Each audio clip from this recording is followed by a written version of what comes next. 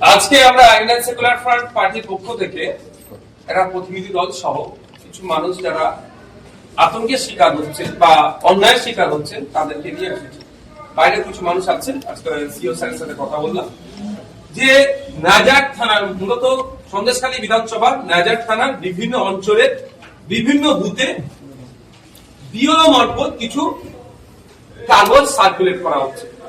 সেখানে দেখানো হচ্ছে কোন জায়গায় নাম লিখে তার পার্ট নাম্বার, সিরিয়াল নাম্বার, তার নাম, এসিটি নাম্বার এবং তার সাথে সাথে নট ইন্ডিয়ান সিটিজেন লেখা দিচ্ছে, কোন জায়গায় ডেথও লেখা দেওয়া হচ্ছে। এইভাবে করা হচ্ছে, এটাকার মানুষ আতঙ্কিত।